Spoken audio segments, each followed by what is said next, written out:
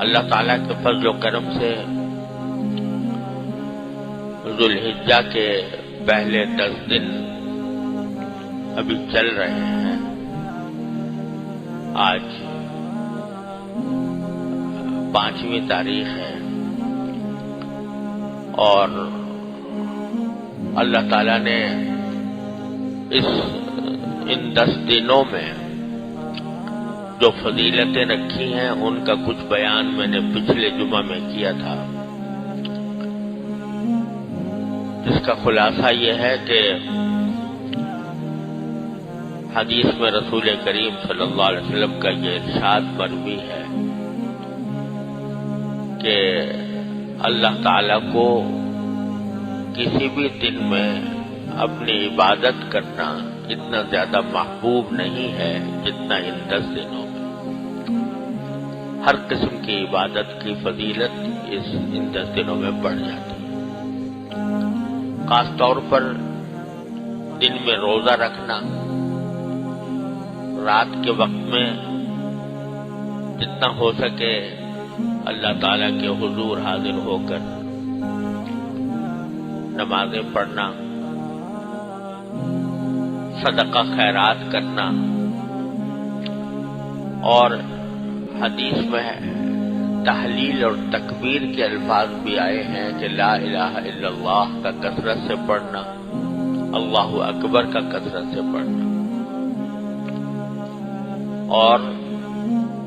جیسے شاید میں نے پچھلے جمعہ بھی عرض کیا تھا کہ ان دنوں میں آدمی کو چاہیے کہ یہ جو تکبیر ہے، تکبیر تشریق جس کو کہتے ہیں، اللہ اکبر لا الہ الا اللہ واللہ اکبر وللہ الحمد، اس کا کثرت سے ورد کریں، چلتے پھرتے اٹھتے بیٹھتے، اور اگر بلند آواز سے بھی کرے تو کوئی حرج نہیں ہے۔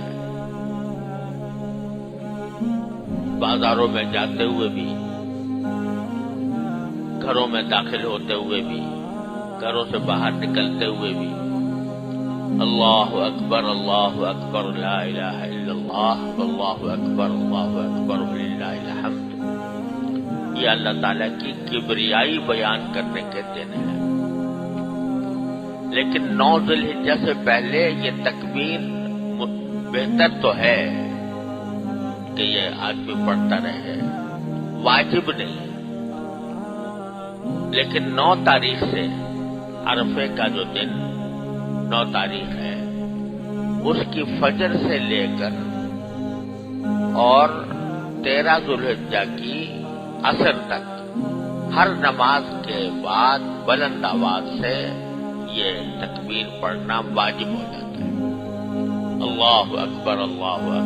الہ الا اللہ واللہ اکبر وللہ الحمد، اور اس کو بلند آواز سے پڑھنا ہی ضروری ہے۔ چنانچہ مسجد کے اندر جب یہ تکبیرات تشریق کا وقت آئے تو سب کو بلند آواز سے پڑھنا چاہیے، یہاں تک کہ مسجد گونج اٹھے تکبیرات سے۔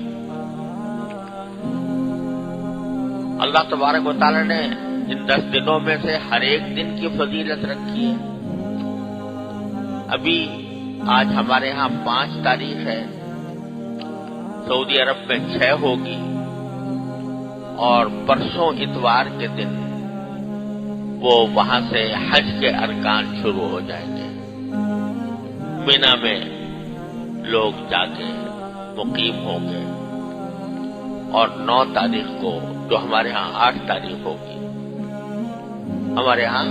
یہاں 8 تاریخ ہوگی اور وہاں 9 ہوگی، تو سب لوگ سارے حجاج عرفات میں جمع ہوں گے۔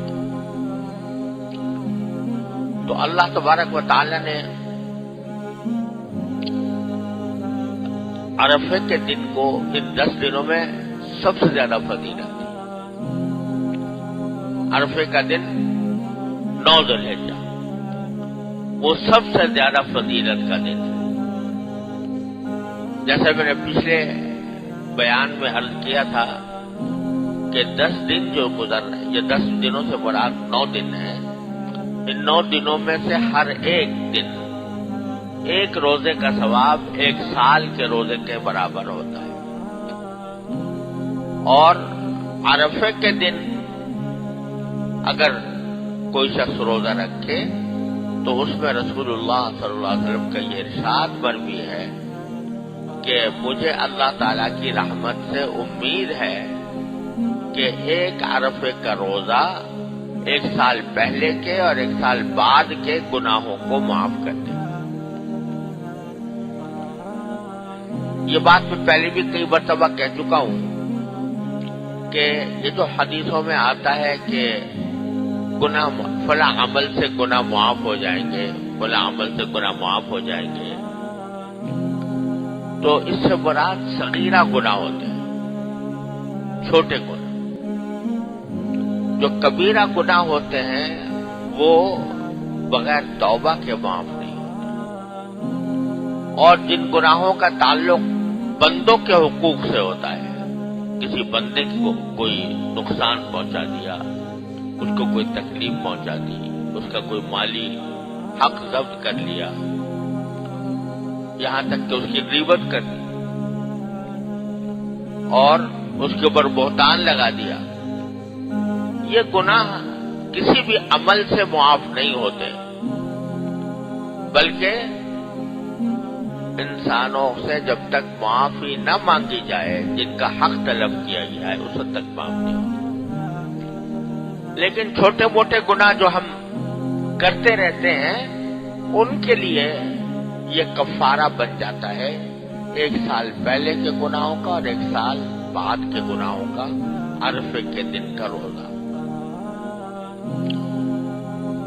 یہاں ایک بات کی وضاحت بہت ضروری ہے جو آج کل بکثرت لوگوں کے دلوں میں پیدا ہوتی ہے کہ 9 ذی الحجہ کو یوم عرفہ کہا جاتا ہے. اور اس لیے کہا جاتا ہے کہ 9 ذی الحجہ کی تاریخ میں حجاج جو حج کرنے کے لیے گئے ہوئے ہیں وہ میدان عرفات میں جمع ہوتے ہیں اور وہاں پر وقوف کرتے ہیں، کھڑے ہو کر ذکر، تسبیح، دعا اس میں مشغول ہوتے ہیں. تو میدان عرفات میں اس وقت جو کہ لوگ جمع ہوتے ہیں، لہذا اس دن کا نام یوم عرفہ ہے، رکھ دیا گیا یوم عرفہ کا نام. اب بعض حضرات کے دل میں یہ خیال ہوتا ہے کہ پھر تو یوم عرفہ اور اس کی تمام فضیلتیں اس دن ہونی چاہیے جس دن حجاج وہاں عرفات میں مقیم ہیں، لہذا عرفے کا روزہ بھی اس دن رکھنا چاہیے جس دن حجاج عرفات میں وقوف کر رہے ہیں. اب ہمارے ہاں وہ دن ابھی 9 ذی الحجہ سے پہلے آتا، ہمارے ہاں 8 ذی الحجہ ہوگی اور سعودی عرب میں 9 ذی الحجہ ہوگی. چنانچہ حجاج جو ہے عرفات کے اندر ان کا جو وقوف ہوگا وہ 9 ذی الحجہ کو ہوگا اور وہ ہمارے ہاں 8 ذی الحجہ ہوگی. تو بعض حضرات سمجھتے ہیں کہ یہ یوم عرفہ کے روزے کی جو فضیلت ہے یہ اس دن ہوگی جس دن حاجی عرفات میں جمع ہو رہے ہیں اور وہ ہمارے لحاظ سے 8 ذی الحجہ ہوگی. تو اس وجہ سے وہ سمجھتے ہیں کہ اس دن کی روزے کی جو فضیلت ہے وہ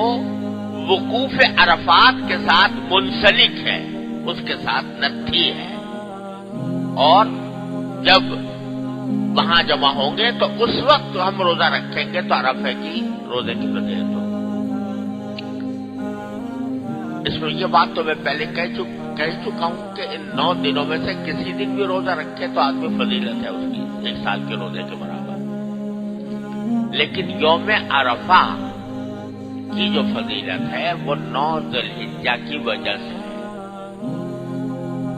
9 تاریخ کی وجہ سے. یہ نہیں کہ جس دن عرفات میں حجاج حقیقتاً جمع ہیں وہ دن ہمارے لحاظ سے یوم عرفہ ہو، یہ بات صحیح نہیں ہے، بلکہ اصل فضیلت ہے 9 ذو الحجہ کے دن میں روزہ رکھنے کی۔ اب تاریخیں چاند کے حساب سے مختلف جگہوں پر بدلتی رہتی ہیں، جہاں چاند نظر آ گیا پہلے وہاں ذو الحجہ پہلے شروع ہو گیا۔ عام طور سے سعودی عرب میں ایسا ہی ہوتا ہے کہ چاند پہلے نظر آ جاتا ہے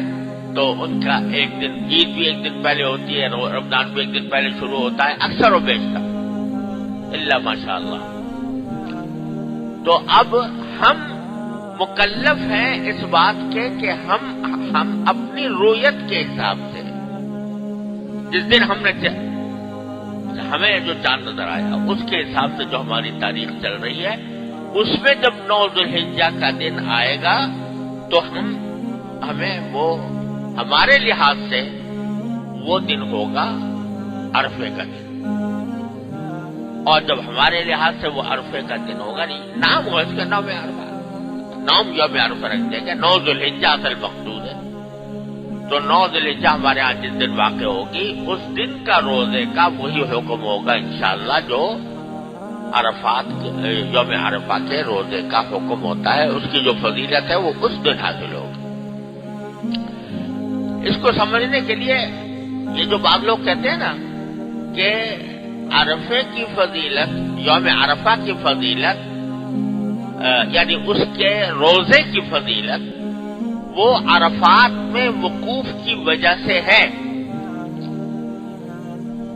اور جب ہمارے ہاں وقوف عرفات اس دن نہیں ہو رہا، پہلے ہو چکا ہے تو پھر پہلے رکھنا چاہیے بعد میں نہیں۔ یہ بات اس لیے درست نہیں ہے کہ میں نے جیسے عرض کیا فضیلت 9 ذو الحجہ کی وجہ سے ہے، عرفات کے وقوف کی وجہ سے نہیں ہے۔ کیوں؟ اس لیے کہ جو حاجی ہے اور عرفات کا میں وقوف کر رہا ہے اس کو تو رسول کریم صلی اللہ علیہ وسلم نے روزہ رکھنے سے منع کیا ہے۔ یہ فرمایا تھا کہ حجاج یوم عرفہ میں عرفات کے دن میں روزہ نہ رکھے تو بہتر ہے، اور خود رسول کریم صلی اللہ علیہ وسلم نے یہ بات بتانے کے لیے حدیث میں آتا ہے کہ آپ اونٹنی پر سوار تھے اور لوگ سب لاکھوں کا مجمع تھا، تو نبی کریم صلی اللہ علیہ وسلم کو حضرت ام ہانی نے ایک گلاس میں دودھ یا پانی بھیجا، کیونکہ یہ مسئلہ چل رہا تھا صحابہ کرام کے درمیان کہ آیا رسول کریم صلی اللہ علیہ وسلم آج کے دن روزے سے ہیں یا نہیں ہے، آپ نے روزہ رکھا ہے یا نہیں رکھا۔ تو حضرت ام ہانی نے یا کسی اور خاتون میں میرا حافظہ کمزور ہو گیا ہے، مجھے نام بعض اوقات ناموں میں اشتباہ ہو جاتا ہے، انہوں نے ایک گلاس میں پیالے میں یا گلاس میں پانی یا دودھ بھیجا۔ آپ اونٹنی پر تشریف فرما تھے تو آپ نے وہ پیالہ یا گلاس لے کر سب کے سامنے پیا، یہ بتانے کے لیے کہ میرا روزہ نہیں ہے۔ تو جو حاجی ہوتے ہیں ان کے لیے روزہ رکھنا کوئی فضیلت کی چیز نہیں ہے۔ کیوں؟ اس لیے کہ وہاں وہ ان کی اصل عبادت اس دن وقوف ہے، اور روزے کی حالت میں نشاط کے ساتھ اور حاضر دماغی کے ساتھ وہ وقوف کی عبادتیں انجام نہیں دے سکتے، اس واسطے ان کو منع کیا گیا، الا یہ کہ کوئی بہت طاقتور آدمی ہو جو روزہ رکھ کر بھی وقوف کا حق ادا کر سکے تو اس کو ناجائز بھی نہیں ہے کر سکتے، لیکن افضل یہ ہے کہ روزہ نہ رکھے۔ تو معلوم ہوا کہ روزے کا وقوف عرفات سے کوئی تعلق نہیں ہے. وقوف عرفات کا تعلق جو ہے وہ روزے کا تعلق 9 ذوالحجہ کی تاریخ سے. تو اب 9 ذوالحجہ کی تاریخ جس جگہ جب آئے گی انشاءاللہ روزہ اس دن کا کی فضیلت روزے کی حاصل ہوگی.